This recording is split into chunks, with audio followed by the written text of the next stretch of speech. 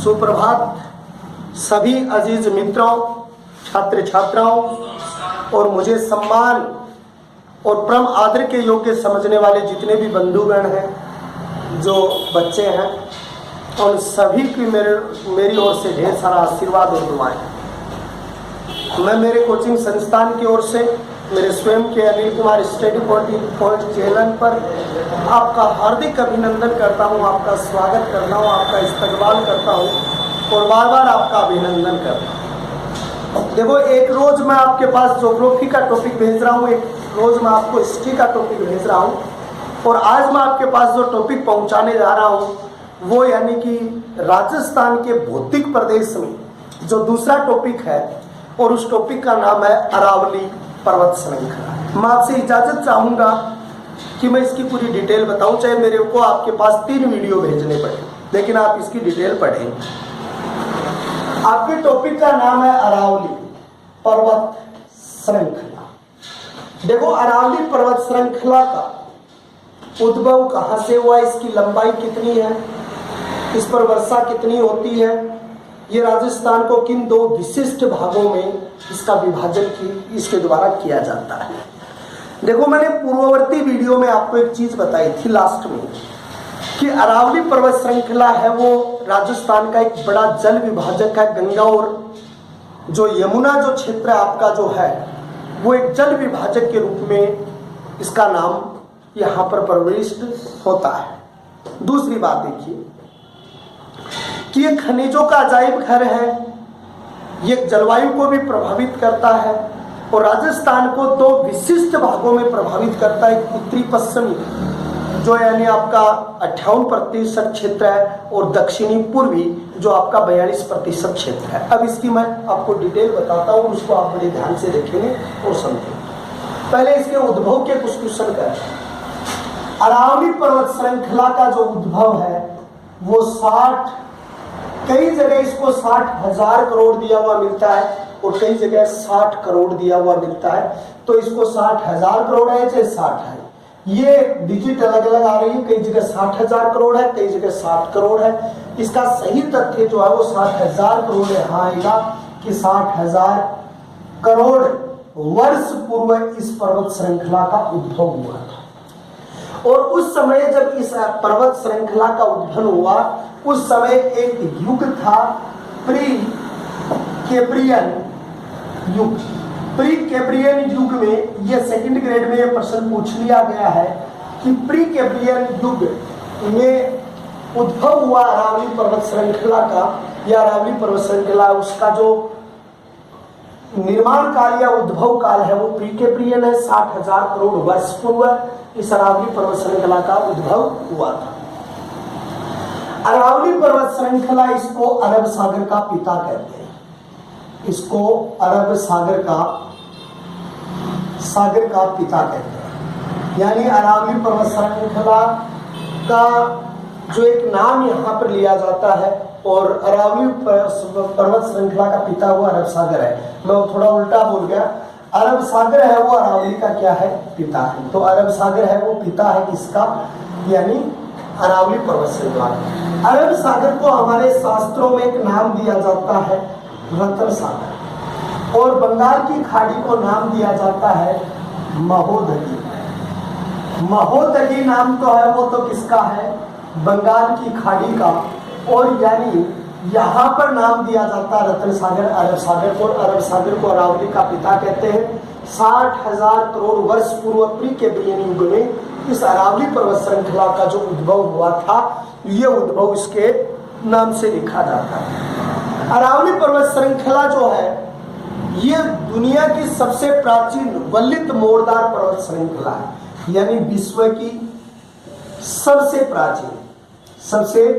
प्राचीन। अब यहाँ 2 नाम देखिए आप, एक शब्द है वलित और एक शब्द है मोड़दार। मोड़दार या वलित पर्वत श्रृंखला सबसे प्राचीन। मैं नोट लगा के बता दूं आपसे कि अगर आपको दुनिया की सबसे नवीन पर्वत श्रृंखला आपको पूछ ले तो नवीन पर्वत श्रृंखला में आपको नाम लिखना है किसका, हिमालय का नाम लिखना है।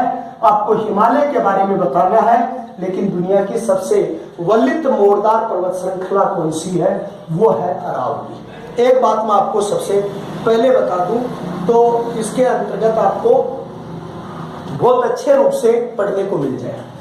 एक शब्द देखिए, वल्लित और मोड़दार। कोई पूछने वाला आपको ये भी पूछ ले कि ये वल्लित और मोड़दार कैसे बने। देखो, एक तो यहाँ पे इंडियन ऑस्ट्रेलिया प्लेट थी, एक तो ये तो उत्तरी साइड की प्लेट है और एक अफ्रीकन प्लेट है। तो ये दो प्लेट है, एक इंडियन ऑस्ट्रेलियन प्लेट है और एक अफ्रीकन प्लेट है।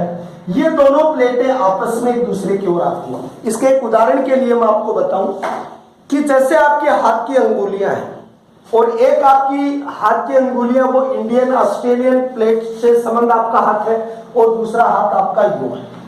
ये दोनों प्लेटें हैं, ये आपस में एक दूसरे की तरफ बढ़ी, ये दोनों प्लेटें एक दूसरे की तरफ बढ़ी और जब एक दूसरे की तरफ बढ़ी तो यहां जब इनका संपर्क हुआ तो संपर्क होने से इसमें क्या हो गए? वल्ले हो गए। और उन वल्लों को आप क्या कहते हो? जैसे इस तरीके से उनमें क्या पड़ गए? वल्ले पड़ गए। इसलिए इसको दुनिया की सबसे वल्लित पर्वत श्रृंखला कहा जाता है, या मोड़दार या प्राचीन पर्वत श्रृंखला के नाम से इसको जोड़ते हैं। हम जो हमारी अरावली पर्वत श्रृंखला है उसको एक शब्द से कि गोंडवाना लैंड का हिस्सा है, क्योंकि पहले हमने जब पढ़ाया था आपको कि दो हिस्से, उत्तरी भाग है जिसका नाम है अंगारा लैंड और यानी दक्षिणी भाग है जिसका नाम है गोंडवाना लैंड, बीच में टेथी सागर इस गोंडवाना क्रम की चट्टानों का हिस्सा है, इंडियन ऑस्ट्रेलियन प्लेट का हिस्सा है और यानी इन दोनों के बीच वल्ले के कारण इस पर्वत श्रृंखला का उद्भव हुआ था। इसलिए इसे दुनिया की सबसे वल्लित मोड़दार पर्वत श्रृंखला के नाम से इसको संबोधित करते हैं। इसकी तुलना अपलेशियन पर्वत यूएसए से की जाती है। इसकी जो तुलना है वो अपलेशियन पर्वत है। ध्यान से देखना, स्पीड नहीं लूंगा, धीरे धीरे बोलूंगा। इसकी जो तुलना है वो अपलेशियन पर्वत है यूएसए, उस यूएसए के अपलेशियन पर्वत से इसकी क्या की जाती है? तुलना की जाती है। मैंने बोर्ड पर बहुत सारे क्वेश्चन लिखे हैं। मैंने 60,000 करोड़ लिखा, प्री कैम्ब्रियन लिखा, अरब सागर इसका पिता लिखा, रतन सागर इससे अरब सागर का दूसरा नाम है, महोदगी बंगाल की खाड़ी का नाम, विश्व की सबसे प्राचीन वल्लित मोड़दार है। क्यों है मोड़दार? ये दोनों उदाहरण मैंने आपको समझाए। नवीन पर्वत श्रृंखला का प्रश्न पूछे तो हिमालय है और इसकी तुलना जो है वो अल्पेशियन पर्वत श्रृंखला से की जाती है। दूसरी चीज यहाँ पर आती है कि अरावली पर्वत श्रृंखला जो है उस अरावली पर्वत श्रृंखला का विस्तार कितना है, पहले हम वो देख ले जो फैक्ट है, उसके बाद इसकी हम और डिटेल पढ़ेंगे। इसका विस्तार 692 किलोमीटर है, लेकिन कहां से? गिरनार। ये बात याद रखना, गिरनार क्षेत्र के साथ आप लिखेंगे पालनपुर। ये पालनपुर, एक चीज और बता दूं, ये पालनपुर एक ऐसी स्थान है, टोंक और पालनपुर मुस्लिम थे जो उस समय राजस्थान एकीकरण के दौरान, फिर पालनपुर गुजरात में चला गया था, टोंक राजस्थान में रह गया था, तो पालनपुर। और यहाँ की एक जगह ब्राखेड़ा, उससे तो इसकी शुरुआत मानी जाती है। और लास्ट स्थान इसका है रायसीन की पहाड़ी, और रायसीन की पहाड़ी कहाँ है? दिल्ली में है। वहां तक ये 692 किलोमीटर है। इस 692 किलोमीटर में से 550 किलोमीटर ये कहां पर है? राजस्थान के अंतर्गत है। कहां पर है? राजस्थान में। और राजस्थान में इसका कितना % क्षेत्रफल है? 80% जो हिस्सा। देखो, इसकी जगह कई जगह 82 पॉइंट कुछ भी आए तो 82 करना है। अगर एडिकेट भी कई बार पूछ लिया जाए तो 82 पॉइंट कुछ है तो वही करना है। 692 इसकी कुल लंबाई है। तीसरी क्लास से लेके चीज आती है तो वहीं पर ज्यादा फोकस न करके उन पर करूं जो आपके कंपटीशन के लिए बहुत बेहतर है। अब आपको एक चीज देखिए कि ब्राखेड़ा से रायसीन की पहाड़ियां, रायसीन की पहाड़ियां कहाँ? दिल्ली में। और इन रायसीन की पहाड़ियों पर दो चीज बनी हुई है। एक तो पंडित जवाहरलाल नेहरू विश्वविद्यालय बना हुआ है, नेहरू जेएनयू जिसको आप कहते हैं। ये जो नारे लगे थे भारत विरोधी, वो जो अफजल गुरु की फांसी पर, वो यही लगे थे। और एक इस रायसीन की पहाड़ियों पर एक भवन बना हुआ है, उस भवन का नाम क्या है? राष्ट्रपति भवन। इस राष्ट्रपति भवन का निर्माण क्यों हुआ और कैसे हुआ, इसकी पूरी डिटेल आप तक पहुंचाऊं, बड़े ध्यान से देखना। पहले नंबर पर आपको एक चीज पूछी जाती है कि राष्ट्रपति भवन का निर्माण क्यों हुआ। तो देखिए इसको, 1911 ईस्वी, और 1911 ईस्वी का जो महीना था दिसंबर 1911 में भारत की यात्रा पर एक यात्री आए थे जिसका नाम था जॉर्ज पंचम। और जॉर्ज पंचम जब भारत की यात्रा पर आए तो इसने भारत की राजधानी कहां से कहां कर दी थी, कोलकाता से स्थानांतरण किया, कोलकाता से कहां कर दिया, दिल्ली कर दिया। अब जब दिल्ली से कोलकाता से दिल्ली राजधानी की घोषणा कर दी थी जॉर्ज पंचम ने, तो जॉर्ज पंचम की इस घोषणा के बाद यहां पर वाइसराय के भवन के निर्माण की स्वीकृति मिली। क्या मिली, वाइसराय, क्योंकि उस समय गवर्नर जनरल होता था। वाइसराय के भवन के निर्माण की क्या मिली, स्वीकृति मिली कि यहाँ पे एक वाइसराय का क्या बनाया जाए, भवन बनाया जाए। और इस भवन के वास्तुकार कौन बने, तो इसके वास्तुकार जो बने थे एडविन लुटियंस। और इसका निर्माण का जो ठेका दिया गया था वो किसको दिया, हर्बर्ट बारकर महोदय को तो इसका टेंडर दिया गया था निर्माण के लिए। और एडविन लुटियस नाम के जो व्यक्ति थे, उस एडविन लुटियस ने इसका नक्शा तैयार किया। और ये बनकर कब तैयार हुआ था, तो ये 1929 में बनकर तैयार हुआ था। उस समय भारत के वाइसराय कौन थे, इरविन थे। लेकिन जब ये जॉर्ज पंचम ने घोषणा की, उस समय इसके वाइसराय कौन है, तो उस समय इसके वाइसराय है लॉर्ड होर्डिंग है, जिसके बमकांड में यानी कि केसरी सिंह बारट, जोरावर सिंह बारट, अर्जुनलाल जी सेठी आए थे, 1929 में बनकर तैयार हुआ। इसमें वाइसराय, भारत के प्रथम वाइसराय इसमें रहे थे जिसका नाम था सिराज गोपालाचार्य। कौन था, सिराज गोपालाचार्य जी जो थे वो इसके अंतर्गत पहले जो भारतीय स्वतंत्र भारत के वाइसराय जो इसमें रहे। फिर उसके बाद में यहाँ पर कौन रहे, डॉक्टर राजेंद्र प्रसाद, भारतवर्ष के प्रथम राष्ट्रपति और पहले राष्ट्रपति हैं जिनका कार्यकाल 2 बार रहा लगातार, वो इनमें रहे। और 1971 में पहली बार राष्ट्रपति भवन पर क्या बनाया, अपना फहराया गया झंडा। यानी इंग्लैंड, ब्रिटेन जो अमेरिका है, उस अमेरिका के व्हाइट हाउस के बाद ये दूसरा 340 जो यानी कि एकड़ भूमि है उसमें फैला हुआ दुनिया का दूसरा सबसे बड़ा राष्ट्रपति भवन है। पहला अमेरिका का व्हाइट हाउस है, दुनिया का सबसे बड़ा राष्ट्रपति भवन। और दूसरा जो राष्ट्रपति भवन जो बड़ा है वो कौन सा है, वो भारत का राष्ट्रपति भवन है जो दुनिया का दूसरा सबसे बड़ा राष्ट्रपति भवन है। ये रायसीन की पहाड़ियों पर कुछ क्वेश्चन आपके साथ में आते हैं। अरावली पर्वत श्रृंखला जो है, उस अरावली पर्वत श्रृंखला का सर्वाधिक चौड़ाई कहाँ है, सर्वाधिक इसका विस्तार कहाँ है, सबसे कम विस्तार कहाँ है। तो देखो एक चीज बताओ, अरावली पर्वत श्रृंखला की चौड़ाई सर्वाधिक अगर आपसे पूछता है तो सर्वाधिक इसकी चौड़ाई पूछ ले या इसका विस्तार पूछ ले, तो सर्वाधिक विस्तार या सर्वाधिक चौड़ाई जो आती है वो उदयपुर के अंतर्गत आती है। ये कहाँ आती है, उदयपुर जो क्षेत्र है वहां पर ये शामिल होती है। दूसरे नंबर के ऊपर इसकी चौड़ाई या विस्तार कम कहाँ है, अगर यह सर्वाधिक की जगह कम शब्द लिख दिया जाए तो आप इसको यानी कि विस्तार में आप क्या लिखोगे, अजमेर। तो अजमेर में यह सबसे कम विस्तार के रूप में मानी जाती है। अरावली की सबसे अधिक ऊंचाई जो है वो सिरोही के अंतर्गत आती है। और सबसे कम जो यानी कि इसकी 2 चीजें आती हैं कि यहाँ अगर एक चीज आपको माना जाता है कि अगर ये पूछ लिया जाए चौड़ाई सर्वाधिक या विस्तार तो उदयपुर आपका, लेकिन तो इसका अगर आपको ये पूछ लिया जाए चौड़ाई सबसे कम है तो आपने इसमें क्या लिखा, ये लिखा वो तो अजमेर आपने लिखा है। लेकिन एक चीज यहाँ पर आती है, एक ही जिले में अगर इसकी सर्वाधिक लंबाई पूछ ले कि मान लो कि जिस जिले के अंतर्गत चौड़ाई ज्यादा उसमें आपने उदयपुर लिख दिया, चौड़ाई कम है तो आपने अजमेर लिख दिया। लेकिन एक ही जिले के अंतर्गत जिसमें इसका विस्तार जो है वो सर्वाधिक है तो पाली है, और सर्वाधिक ऊंचाई है तो सिरोही है। तो यहाँ सर्वाधिक ऊंचाई पूछता है, सर्वाधिक ऊंचाई, तो ऊंचाई के अंतर्गत आपको क्या लिखना पड़ेगा, सिरोही लिखना पड़ेगा। ये चीज हमारी जो अरावली पर्वत श्रृंखला जो है उस अरावली पर्वत श्रृंखला के विस्तार से एक बात देखिए। मैप के अंतर्गत हमेशा ये साइड होती है उत्तर, ये साइड हमेशा होती है दक्षिण, ये साइड हमेशा होती है पूर्व और ये साइड हमेशा होती है पश्चिम। अब ध्यान से देखिए, यहाँ पर जो क्षेत्र है वो गुजरात है और यहाँ जो क्षेत्र है वो कौन सा है, दिल्ली है। अब देखिए ध्यान से, यहाँ गुजरात क्षेत्र है और यहाँ दिल्ली क्षेत्र है। गुजरात से ये अरावली पर्वत श्रृंखला स्टार्ट हुई और फिर ये अरावली पर्वत श्रृंखला जयपुर के बाद 2 शाखाओं में बट गई, एक अलवर के क्षेत्र में और एक शाखा इधर चली गई जो झुंझुनू की साइड के अंतर्गत ये अरावली पर्वत श्रृंखला जो थी वो चली गई।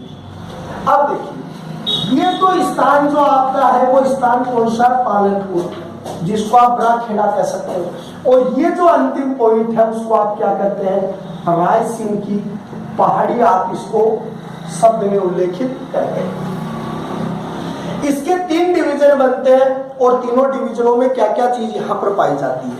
पहली बार जो दक्षिणी अरावली है, इसका जो विभाजन लिख रहा हूं, यानी दक्षिण अरावली जो क्षेत्र है, ये दक्षिण अरावली पालनपुर ब्राखेड़ा गिरनार, तो आप इसके अंतर्गत लिखेंगे गिरनार पालनपुर से लेके टोयगढ़ अजमेर तक। कहां तक है, यानी कि गिरनार से लेकर जो टाइगढ़ अजमेर तक है, तो आपने यहां से लिखा टोयगढ़ या टाइगढ़ है वो कहां तक है, अजमेर तक है। इसके अंतर्गत जो चीज मिलती है, जैसे आपके नीस है, सेवाएं है, संगमरमर है, ये सारी चीजें इसमें मिलती हैं। तो यहाँ पर आपको क्या मिलता है, ग्रेनाइट बहुत ज्यादा है। और ग्रेनाइट सीटी किसको कहते हैं, ग्रेनाइट सीटी कहते हैं वो जालोर को कहते हैं, ये ग्रेनाइट है। फिर दूसरी चीज इसमें क्या, संगमरमर, इसके अंतर्गत बहुत ज्यादा है। नीस पत्थर है वो इसके अंतर्गत बहुत ज्यादा है। और ये पहला क्षेत्र आपका इधर से, क्योंकि यहाँ पर आपका गिरनार क्षेत्र और अजमेर का टाइगढ़ जो क्षेत्र है, इसमें आपके उदयपुर, डूंगरपुर, बांसवाड़ा, चित्तौड़गढ़ आपके सारे आ गए। तो सारे जब आ गए तो इसके अंतर्गत इनका उल्लेख किया जाने लगा। दूसरी मध्य अरावली, ये कहां से कहां तक है, ये टोयगढ़ से सांभर बेसिन तक है। तो आप यानी दूसरा लिखेंगे मध्य अरावली। और मध्य अरावली का ये इधर कौन सा क्षेत्र है, टाइगढ़ क्षेत्र है। और टाइगढ़ से कौन सी जगह, सांभर बेसिन यानी जयपुर तक। और सांभर बेसिन तक ये क्षेत्र आपका क्या है, सामीगढ़। इसके अंतर्गत 2 चीज पाई जाती है, चूना पत्थर और संगमरमर। इसमें कौन सी चीज है, चूना पत्थर और दूसरी चीज क्या, संगमरमर। एक चीज मैं आपको बता दूं, अगर संगमरमर क्षेत्र आपको पूछ ले कौन सी चट्टान का हिस्सा है, कायंत्रित चट्टान का हिस्सा है। और यानी संगमरमर जो प्रसिद्ध है वो कहाँ का प्रसिद्ध है, विशेष मकराना का प्रसिद्ध है। तो मकराना का ये बहुत प्रसिद्ध है। और चूना पत्थर है, ये किसका हिस्सा है, अवसादी चट्टान का हिस्सा है। और अवसादी चट्टान का चूना स्तर जो है वो किसके लिए, सीमेंट उद्योग का प्रधान कच्चा माल है। प्रधान क्या है, कच्चा माल है जो चूना पत्थर है। और ये जो आपकी मध्य अरावली जो क्षेत्र है, टाइगढ़ सांभर बेसिन जो क्षेत्र है, उसके अंतर्गत ये पाया जाता है। अब सांभर बेसिन का मतलब आप आगे जो यानी जयपुर क्षेत्र के अंतर्गत आप शामिल हो। तो सांभर बेसिन से रायसेन की पहाड़ियां जो है, यहाँ पर 2 तरीके की चट्टानें यहाँ पर पाई जाती हैं। और 2 तरीके की चट्टानें में कार्कराइट और पाइलाइट्स, यानी 2 तरीके की चट्टानें इसके अंतर्गत पाई जाती हैं। तो आप इसको कहेंगे उत्तरी अरावली। और उत्तरी अरावली क्षेत्र में आप 2 चीजें लिखो। पहले नंबर पर आप यहाँ पर लिखोगे सांभर बेसिन, और सांभर बेसिन से आप लास्ट बिंदु आपका क्या है, रायसीन की पहाड़ी। और रायसीन की पहाड़ी जो है वो सांभर बेसिन से रायसीन की जो पहाड़ी क्षेत्र है वहां पर कार्कराइट और पाइराइट और कार्कराइट जो चट्टानें हैं उनका हिस्सा यहाँ पर पाया जाता है। क्वार्टराइट भी इसको आप कह सकते हैं, क्वार्टजाइट भी कहते हैं, ये है इसको क्वार्टजाइट कह सकते हैं आप। और कार्कराइट, ये दोनों शब्द ही दिए हुए मिलते हैं, ज्यादातर ये आता है क्वार्टजाइट और पाइराइट नाम की जो खनिज, इसमें आगे का जो हिस्सा है उसके अंतर्गत ये प्राप्त होता है। दूसरी एक चीज देखिए, इनका अध्ययन यूं भी दिया हुआ मिल सकता है कि इधर से मैप का अध्ययन हम उत्तरी साइड से करते हैं, तो अगर आपको उत्तरी अरावली तो रायसीन से लेके सांबरवेसीन तक भी आ सकती है, मध्य अरावली टाइगर से जो यहाँ तक भी आ सकती है, क्योंकि अध्ययन अगर मानचित्र का यहाँ से किया जाए तो ये बात आती है। फिर आपको एक प्रश्न पूछा जाता है कि अरावली का विस्तार अगर आपसे पूछा जाए तो ये दक्षिण साइड है और ये पश्चिम साइड है, तो आपने लिखा दक्षिण पश्चिम से, और आपकी ये उत्तर है, उत्तर पूर्व। लेकिन अरावली पर्वत श्रृंखला क्या करती है, राजस्थान को दो बराबर भागों में बांटती है, राजस्थान को दो बराबर भागों में विभाजित करती है। अब देखो कौन से बराबर भाग है, ये थार का मरुस्थल है तो उत्तरी और पश्चिम, तो आपका पहला भाग जो बन गया वो उत्तर और पश्चिम बन गया। कौन सा भाग बन गया, उत्तर और पश्चिम बन गया। दूसरे नंबर पर इस उत्तर पश्चिम में कितना भाग आ गया, 58% आ गया। और दूसरी बात है, एक भाग आपका बनेगा वो बनेगा यानी दक्षिण और पूर्व, इस भाग के अंतर्गत आपका 42% आएगा। इसको आप ये भी कह सकते हो, ये भाग जो है वो अनावृष्टि है, इसको आप क्या कह सकते हो, अनावृष्टि, यानी वर्षा बिल्कुल कम होती है ऊपर वाले में। और दक्षिणी पूर्वी भाग जो 42% हिस्सा है, इसको आप कह सकते हैं अतिवृष्टि क्षेत्र है, यानी अतिवृष्टि वाला क्षेत्र है वो, ये जो आपकी साइड है और ये साइड आपकी जो आती है वो अनावृष्टि के अंतर्गत आती है। अरावली पर्वत श्रृंखला जो आपकी है, उस अरावली पर्वत श्रृंखला जो दो विशिष्ट भागों में बांटती है, वलित पर्वत श्रृंखला, मोरदार पर्वत श्रृंखला के अंतर्गत आता है, प्री कैम्ब्रियन युग की आती है। तीन इसके विशिष्ट भाग जो हम इनको डिवाइडेशन जो हम इनका करते हैं, सर्वाधिक विस्तार करते हैं। अब इनकी कौन कौन सी चोटियां हैं जो सर्वाधिक क्या है, ऊंची है। तो देखो आपने अभी एक शब्दावली लिखी थी कि अरावली पर्वत श्रृंखला की सबसे ऊंची चोटी की बात की जाए तो सर्वाधिक ऊंचाई कहां पर है, सिरोही में। तो एक बात देखिए, और सिरोही में आप एक शब्द लिखते हो गुरु शिखर। कौन सी चोटी है, गुरु शिखर। गुरु शिखर कहाँ है, सिरोही में। कहां पर है भाई, सिरोही में। कितनी ऊंचाई है, 1722। राजस्थान अध्ययन में इसको जो दिया हुआ है वो कितना दिया हुआ है, वो 1700 यहाँ पर 27 इसको दिया हुआ है, या इस विशेष भाग में इसका डिवाइडेशन किया जाता है। गुरु शिखर उसको क्या कहा जाता है, संतों का शिखर। एक बात तो यह है। एक इसको अल्पेशियन ऑफ राजस्थान भी कहा जाता है, इसको अप्लेशियन ऑफ राजस्थान भी इसको कहा जाता है। अगर इसको संतों का शिखर किसने कहा है तो आपने क्या लिखा, कर्नल टोड ने लिखा। यहां दो उक्तियां आती है कि गुरु शिखर मध्य भारत की सबसे ऊंची चोटी है, मध्य भारत की सबसे ऊंची चोटी है। लेकिन अगर मैं आपको बताऊं, अगर आपको भारत की नहीं पूरे विश्व की सबसे ऊंची चोटी या उत्तरी क्षेत्र की सबसे ऊंची चोटी लिखनी पड़ जाए तो आप लिखेंगे माउंट एवरेस्ट। क्या लिखेंगे, माउंट एवरेस्ट लिखेंगे। कितनी है, 8,848। लेकिन अगर दक्षिणी भारत, यहाँ ये लिखा माना जाए कि दक्षिणी भारत की सबसे ऊंची चोटी कौन सी है, तो आप लिखेंगे दादा बेटा जो आपका है, कहाँ है, तमिलनाडु, जो कितनी है, जो आपकी 3637 जो सबसे ऊंची चोटी है। लेकिन अगर आपको दक्षिणतम सबसे ऊंची चोटी पूछ ले, ये दक्षिणी भारतीय क्षेत्र की ऊंची चोटी है, लेकिन दक्षिण की ऊंची चोटी सिर्फ आपसे पूछता है, तो उसमें जैसे रीति में पूछा था अनाई मुंदी, तो पहले आपको अनाई मुंदी करना है। और अनाई मुंदी जो है वो कितनी है, 2695। ये 26 नहीं है, 2637 है, ये 2695 है। और ये दोनों ही हिस्से अगर आपको माने जाए तो ये किसके हिस्से हैं, नीलगिरी पर्वत के हिस्से हैं। और नीलगिरी पर्वत का विस्तार केकेटी में फैला हुआ है, कर्नाटक के जो आपके पहले नंबर पर कर्नाटक, केरल और तमिलनाडु, इन हिस्सों के अंतर्गत ये है। तो ये दक्षिणतम क्षेत्र में तमिलनाडु हिस्से में चली जाती है, और ये अनाई मुंदी जो है वो इस गुरु शिखर क्षेत्र के अंतर्गत सबसे ऊंची चोटियों में इनका विस्तार आता है। देखो कभी कभार ऐसा क्वेश्चन भी आता है कि राजस्थान में अरावली का विस्तार किन जिलों में, अभी पूछे भी जाते हैं। तो राजस्थान हिंदी साहित्य अकादमी उसमें 7 ही जिले आते हैं, एनसीईआरटी में 7 ही जिले दिखाए जाते हैं, लेकिन मैं आपको बता दूं कि इनमें 13 जिले आते हैं।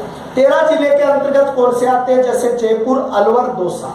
एक बार बता दूं, ये भी बीच में पूछा जाए, जयपुर, अलवर, दौसा, सीकर, आपका झुंझुनू, सीकर है, झुंझुनू है, अलवर है, जयपुर है, अजमेर है, डूंगरपुर है, डूंगरपुर के बाद पाली आपका जो क्षेत्र है, उदयपुर आपका क्षेत्र है, उदयपुर के बाद राजसमंद क्षेत्र है, अजमेर क्षेत्र आपका आ गया। तो यानी जयपुर 1 2 3 4 5 6 7 8 9 और 10, और कुल जिले जो यानी इसके गुजर रहे हैं वो कितने हैं, वो कुल जिलों की संख्या 13, जिसमें जैसे चित्तौड़गढ़ आपका बच गया, चित्तौड़गढ़ के साथ जैसे सिरोही बच गया और भीलवाड़ा बच गया। तो यहाँ पर सिरोही, भीलवाड़ा और चित्तौड़गढ़ ये जिले। लेकिन कई जगह क्या होता है, बांसवाड़ा दिया हुआ मिलता है, बांसवाड़ा मत करना क्योंकि पाली आएगा उसके अंतर्गत, मैं आपको बता चुका हूँ। तो ये सर्वाधिक विस्तार जो आपका था ऊंचाई की वो कहाँ थी, सिरोही। और सिरोही में 1722 मीटर, जिसको अल्पेशियन ऑफ राजस्थान कहा जाता है, संतों का शिखर कहा जाता है, गुरु शिखर है। ये दोनों चीजें अगर इसके साथ है तो ये आपके जैसे रीट के एग्जाम में बाकी जो कंपटीशन है उसके अंतर्गत आता है। दूसरी सबसे ऊंची चोटी है सेठ, 1597, और ये 1597 जो दूसरी ऊंची चोटी है वो भी कौन सी, कहां पर स्थापित की गई है, ये दूसरी चोटी भी आपकी सिरोही सेक्टर में, क्योंकि सर्वाधिक ऊंचाई का जिक्र अगर आपको करना है तो आप उसी के अंतर्गत करोगे। तीसरे नंबर के ऊपर आपकी जो आती है वो आती है जरगा। जरगा से के बाद तेलवाड़ा, ये दो आती है भाई। देखो तेलवाड़ा जो क्षेत्र है ये भी सिरोही की है, जरगा बाद में आएगी। ये 1437 है भाई और 1442 है, ये 2 डिजिट है, दोनों ही बुकों की है भाई। लेकिन पहले अगर आप करो तो 1442 करना आपको, क्योंकि ये माध्यमिक शिक्षा बोर्ड की बुक में दिया हुआ मिलता है। तो 1442 इसकी ऊंचाई आती है। जरगा जो है वो 1431 जो आपकी आती है उदयपुर क्षेत्र के अंतर्गत है। जरगा 1431 जो आपकी किस क्षेत्र में आती है, उदयपुर में आती है। तो गुरु शिखर जो सबसे ऊंची चोटी है, शेर जो सिरोही 1597, देलवाड़ा 1437, उसके बाद में आंचलगढ़ आती है, और आंचलगढ़ क्षेत्र का सिरोही के अंतर्गत है। कौन सी जगह, आंचलगढ़ है, और आंचलगढ़ कहाँ पर है भाई, सिरोही के अंतर्गत है। और ये कितने में है, 1380 क्षेत्र के अंतर्गत इसका जो डिवाइडेशन दिया हुआ। उसके बाद में जो यानी कि कुंभलगढ़ है 1224 जो आपके राजसमंद क्षेत्र में है। इसके बाद में कुंभलगढ़ जो आपकी कहाँ पर है, राजसमंद क्षेत्र में है। और राजसमंद के अंतर्गत कितनी है, 1224 जो यानी कि इसकी सबसे ऊंचाई। फिर उत्तरी क्षेत्र की सबसे ऊंची चोटी आती है रघुनाथगढ़, तो जो अब देखिए यहाँ पर उत्तरी क्षेत्र की अगली चोटी के अंतर्गत आता है रघुनाथगढ़, रघुनाथगढ़। और रघुनाथगढ़ 1055, रघुनाथगढ़ 1055 आती है, और ये कहाँ है, सीकर। उसके बाद आता है मालखेत, और मालखेत है वो कितनी है, 1052, और 1052 मालखेत भी कहाँ पर है, सीकर है। उसके बाद में जो यानी कि अगली चोटियों के अंतर्गत इसमें जो नाम आता है वो ऋषभदेव, और ये ऋषभदेव उदयपुर की सबसे ऊंची चोटी के अंतर्गत आती है, 1017, और ये कहाँ पर स्थापित की गई है, ये उदयपुर क्षेत्र के अंतर्गत ऋषभदेव यहाँ पर की गई है। उसके बाद में कमलनाथ 1001 उदयपुर है, कमलनाथ 1001, ये जो क्षेत्र आपका जो शामिल होता है ये भी किसके अंतर्गत शामिल है, उदयपुर क्षेत्र है, उसके अंतर्गत कमलनाथ दूसरी सबसे ऊंची है। सज्जनगढ़ उदयपुर 938, सज्जनगढ़ एक अभ्यारण्य भी है भाई, सज्जनगढ़ जो यानी 938, और सज्जनगढ़ यहाँ पर कहाँ की आती है, जो यानी कि उदयपुर जो क्षेत्र है उसकी सबसे ऊंची चोटी यहाँ पर आती है।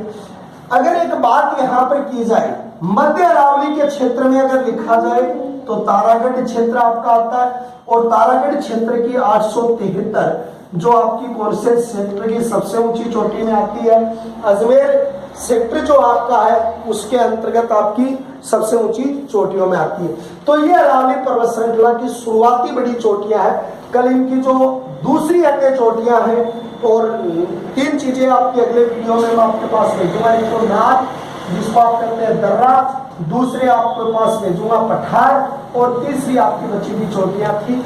तो ये आज के वीडियो में आपके पास इतनी चीजें मैंने पहुंचाई हैं। बहुत बेहतर तरीके से आपको पढ़ना है और जितनी भी कोई कमी नजर आए उसको आपको उजागर करके मेरे तक पहुंचाना है। तब तक के लिए हम आपसे विदा चाहते हैं और फिर एक नए वीडियो में हम आपके साथ जरूर मिलते हैं। तब तक के लिए जय हिंद, जय भारत।